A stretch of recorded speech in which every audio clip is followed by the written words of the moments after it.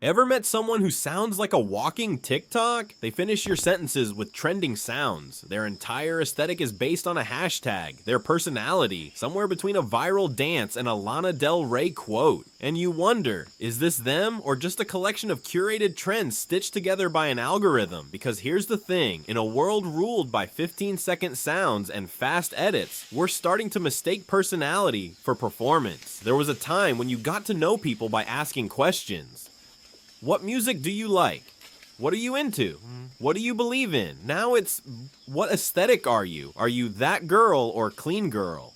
Do you romanticize your life, or are you in your Delulu era? We've traded depth for branding. Instead of exploring who we are, we pick a lane. Cottagecore, dark academia, Y2K baddie, and let the algorithm finish the rest. It's not that we don't have personality, it's that we've learned to package it, and for likes, for followers, for relatability. It's easier to say, I'm in my villain era, than to admit you're hurt. It's easier to copy a morning routine than figure out what you actually enjoy doing. We've created a world where individuality starts with a filter. TikTok didn't invent this, it just perfected it. The algorithm is a mirror, but not the kind that shows you who you are. The kind that shows you who you might want to become. Watch enough videos and you'll start to notice the same apartment decor, the same skincare routine, the same poses, the same catchphrases, the same hauls. And it's not coincidence, it's data. The algorithm rewards familiarity, patterns, so it nudges creators to blend in. And it teaches viewers that if you want to go viral, you need to fit the trend. So people start performing, not just content, but identity. We mold ourselves into characters that the feed will love. Not because we're fake, but because we're scared of being ignored. Have you noticed that TikTok has become a menu of personalities? You can literally choose who you want to be as based on what's trending. The soft-spoken girl who lives in linen and reads sad poetry. The gym bro who quotes David Goggins and eats chicken by the pound. The quirky alt kid with messy eyeliner and conspiracy theories. Each one is instantly recognizable because we've seen hundreds of them. These personas aren't random, they're optimized. They're built for short attention spans, for instant connection, for mass consumption. But real personality takes time. It's slow, messy, confusing. It doesn't always fit into a 15-second trend with a cool edit and vibey music. And that's the danger, because when everything is a trend, even your identity becomes disposable. Here's the thing no one tells you. TikTok doesn't just give you trends, it feeds on your identity crisis. Just when you start to feel comfortable in one aesthetic, the platform decides it's cringe. Remember Hot Girl Summer? That became Feral Girl Fall, then Coquette Winter. Now it's Mob Wife Era. Today's main character is tomorrow's meme, and that constant identity shifting, it messes with your sense of self. One day you're soft life, the next you're boss babe, then it's tomato girl, then it's clean girl, then it's burnout girl. It's not evolution, it's exhaustion. We're stuck in an identity loop, constantly refreshing who we are to stay relevant, and in that loop we lose something really important: stillness. Stillness is where self-awareness lives, and in a world moving this fast, we don't get still very often. We used to figure out who we were through real life experiences, hanging out with friends, getting our hearts broken, failing at things, trying, messing up, growing. Now